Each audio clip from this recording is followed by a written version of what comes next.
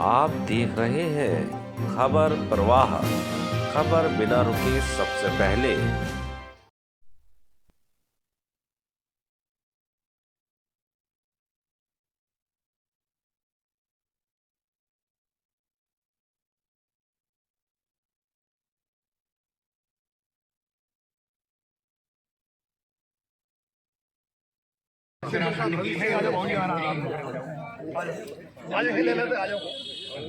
माला तो पहनाओ यार, ओ माला वाला तो पहना दो यार। अरे पहनाओ यार। आइए बैठिए, अपना स्थान ग्रहण कर लीजिए। श्री संजय अरुण चौहान जी विधि प्रकोष्ठ के प्रदेश अध्यक्ष आदरणीय सम्मानित जी हरीश रावत जिंदाबाद, हरीश रावत जिंदाबाद। आज अखबारों में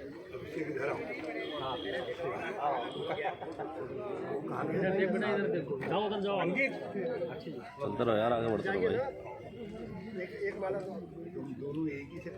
हरीश रावत जिंदाबाद।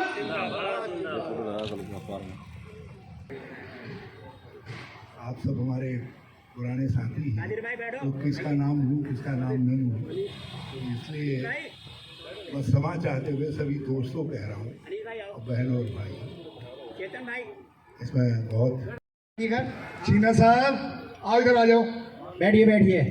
देखिए, अब मैं प्रदेश और देश की धरोहर, पूर्व मुख्यमंत्री उत्तराखंड के जन जन के नायक आदरणीय श्री देश और प्रदेश की धरोहर आदरणीय सम्मानित हरीश रावत साहब से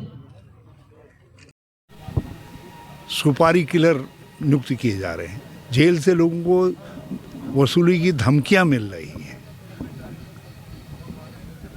अंतर्राज्यीय गैंग्स के को चेज करते हुए किसी के घर में आकर के उत्तर प्रदेश की पुलिस गोली मार करके हत्या कर दे रही है, और भी बहुत सारे वाक़यात हैं। और ज़्यादातर ये जो अपराध हो रहे हैं उसका एक बड़ा कारण ये है कि एक तो ज़मीनों में इन्होंने जो अवैध तरीके से बिना किसी रजिस्ट्रेशन के, किसी वेरिफिकेशन के रिजॉर्ट्स आदि बना दिए हैं। अंकिता हत्याकांड उसका सबसे बड़ा ज्वलंत उदाहरण है। और उसके बाद जो है बालू और शराब, ज़मीन, बालू और शराब, इसका उत्तराखंड को हब बना दिया है। तो हमारा डेवलपमेंट के बजाय जो है ये दूसरी तरफ जो राज्य सरकार का फोकस हो गया है, वो इसका सबसे बड़ा कारण है। राजनीतिकरण तत्काल रुके, इसकी ज़बरदस्त मांग उठनी चाहिए। सर 2023 निकाय चुनाव है, उसके बाद 24 में लोकसभा चुनाव है, जो है हरीश रावत जी की लगातार जब जो है चहलकदमी अब लगातार जो है बढ़ती जा रही, क्या हम सामाजिक कार्यकर्ता भी हैं। जब तक शरीर में बल है तो लोगों से मिलना, दोस्तों से मिलना सब होता है। लोगों के पास जाते हैं, जो सवाल हैं वो सवाल आकृष्ट करते हैं।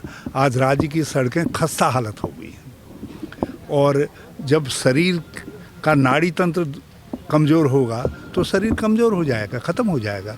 तो सड़कें हमारी नाड़ी तंत्र है। इस समय राज्य की सड़कों की हालत बहुत ही बदतर हो गई है। मैं उसके विरोध में कल रामनगर में, मोहान में धरने पर भी बैठा था, और आगे भी मैंने कहा इनसे कि 1 महीने का समय है, 1 महीने वो करो, नहीं तो हम सड़क बचाओ अभियान पूरे राज्य के अंदर प्रारंभ करेंगे और उसको एक जन आंदोलन का रूप दें। सर, महंगाई 2 बड़ी भारी पहचान हो गई हैं। एक तो महंगाई, चूल्हा नहीं जल रहा है, जो गृहिणी है उसका दिल जल रहा है। जो संभ्रांत परिवार हैं जिनके पास आमदनी के गलत स्रोत नहीं हैं, आज वो सारे लोग किसी भी स्टेटा के हों, यहाँ तक कि जो बहुत बिजनेस के लोग भी हैं वो भी आज महंगाई से त्रस्त हैं। आज हालत ये है कि परिवार संभालना लोगों के लिए मुश्किल हो गया है। मगर महंगाई को केंद्र सरकार तिलक मान रही है और अक्षत मान रही है बेरोजगारी को। आज भारत में सर्वाधिक महंगाई है, भारत में सर्वाधिक बेरोजगारी है। हिमाचल प्रदेश में सर चुनाव की बात, चुनाव की स्टेटमेंट दिया कि पोती के राज हो गया है, एक पोती के राज्य जो है लगातार इसमें कानून व्यवस्था को लेकर क्या कहेंगे कि अंकिता मर्डर केस, उसके बाद काशीपुर में मुर्ताज जो बुल्लाराम की पाइप की भी गोली मार के हत्या, उसके बाद जो है अब काशीपुर में ज्वेलर्स को धमकी मिल रही है और हल्द्वानी में ज्वेलर्स के बेटे पर हमला हुआ है। एक पुलिसकर्मी के घर में घुस करके हत्या हुई है, ममता उनकी पत्नी की हत्या हुई है पुलिसकर्मी की। और भी बहुत सारे मामले हैं, यहाँ तक कि दूर पर्वतीय अंचल में जहाँ इस तरीके के वारदात नहीं होते थे वहाँ भी इस तरीके की घटनाएं हुई हैं। इस पुलिस व्यवस्था इधर बहुत लचर हो गई, इसका दुष्परिणाम पूरे राज्य को लोगों को भुगतना पड़ रहा है। और जो बुनियादी कारण है पुलिसिंग के कमज़ोर होने का, पुलिस व्यवस्था के कमज़ोर होने का, वो है कि पुलिस का राजनीतिक उपयोग भारतीय जनता पार्टी ने प्रारंभ किया है। अपने राजनीतिक स्वार्थों के लिए आप यदि पुलिस का उपयोग करेंगे तो फिर पुलिस कानून व्यवस्था के पालन में हमेशा लचर साबित होगी। हरिद्वार इसका ज्वलंत उदाहरण है, जहां भारतीय जनता पार्टी ने, वर्तमान सरकार ने पुलिस का उपयोग कर जिला पंचायत में कब्जा किया है। तो पुलिस के राजनीतिकरण के कारण आज यहाँ के लोगों को अपनी जान दे करके उसकी कीमत अदा करनी पड़ रही है। और ये छोटा राज्य है, हमारे राज्य में पर्यटक आते हैं, हमारे राज्य के अंदर उद्योग हैं, जो व्यापार है, जिन क्षेत्रों में यदि कानून व्यवस्था लचर हो जाएगी, धीरे धीरे उद्योग जाएंगे, व्यापार की कमर टूट जाएगी। और जो स्थिति दिखाई दे रही है वो बहुत चिंताजनक है।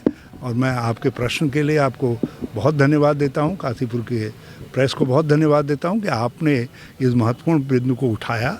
और मैं मुख्यमंत्री से कहना चाहता हूँ कि इस लचर व्यवस्था को सुधारें। ऊधम सिंह नगर तो इस समय ऐसा लग रहा है, ऊधम सिंह नगर और हरिद्वार, जहाँ अंतर्राज्यीय गिरोहों का प्रचलन हो रहा है। तो चुनाव का ऐलान हो चुका है, कांग्रेस की क्या रणनीति है वहाँ? बहुत अच्छी है, हम सीधे जनता के बीच में हैं, हम लोगों से कह रहे हैं कि ये चुनाव हमारे अपने मुद्दों पर है। 3 मुद्दे, महंगाई, बेरोजगारी और विकास। और ये तीनों फ्रंटों पर गुजरात की सरकार भी और हिमाचल की सरकार भी फेल हुई है। और हिमाचल में हमारा बहुत अच्छा ट्रैक रिकॉर्ड है और गुजरात परिवर्तन के लिए वोट करने जा रहा है। बल्कि कल मैं हिमाचल जा रहा हूँ और उसके बाद 18 तारीख के बाद जो है गुजरात जाऊँ।